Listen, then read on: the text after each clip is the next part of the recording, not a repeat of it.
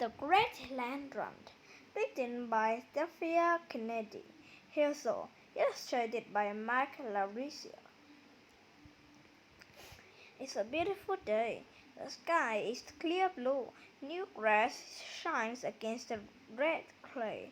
At least where horses feed and wagon wheels haven't crashed. 50,000 boomers line up on the borders of uncensed territory, 2 million acres of the American Midwest. The land will become the heart of the Oklahoma. Everyone wants to climb a bit of it, so folks are nervous. It's almost noon. Colonel Henry James finds a place a little way back from the border. He plans to wait until the dust starting horses settles. Then he rides around the wagons. Colonel James was Buffalo soldiers, one of the black soldiers who fought native rebels in the West. It's 1889 and that time is over. The native peoples have been forced onto reservations. The land has been taken from them and now it's being handed out.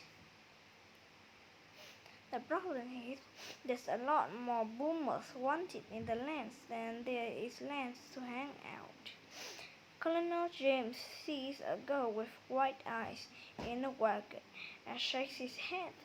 Wagons aren't made for racing, that's for sure. 10 minutes to go. That girl in the wagon is Elizabeth. Her pa went to uncensed territory last week and looked at 160 oaks with waters and trees.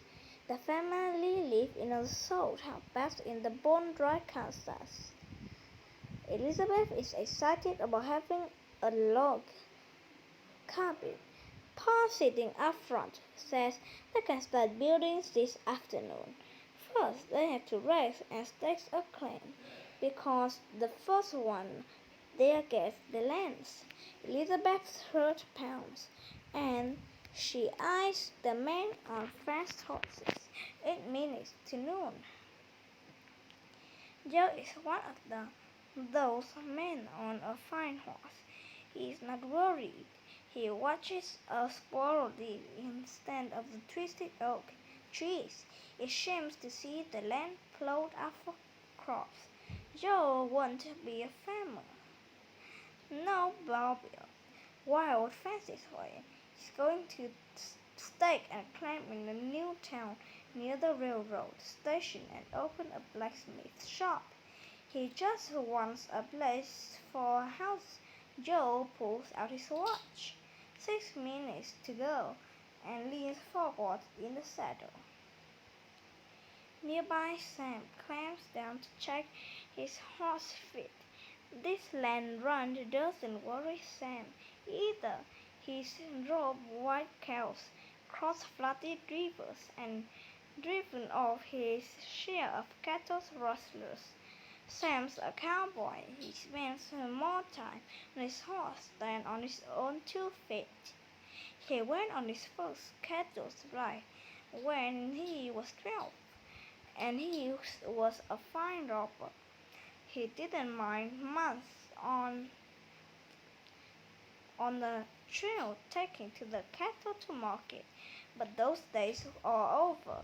With the railroad spreading out everywhere, the cattle has to go markets on trains. Cowboys have a hard life, and Sam thinks it's time to settle down. He start a farm, and then he start a family. Sam hears the train's whistles in the distance for 4 minutes. Daisy leaves to the front car as the train rider down the track. Bankers and cooks hands out the door and the windows. They will leave out when the train slows and race clamps says. Daisy has a different plan. She's going to jump up She's going to jump from the train and stake a claim for school. She wants to help get there. Then she,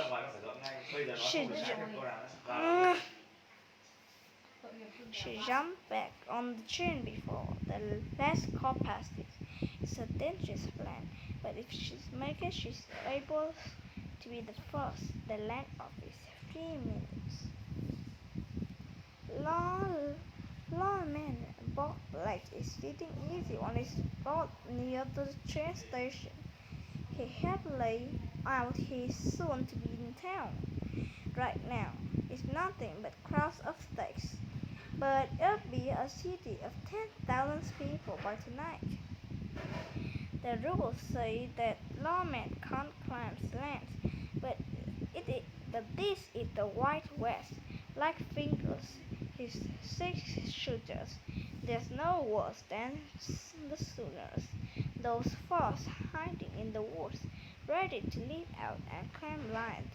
There's a chain wisdom, 2 minutes.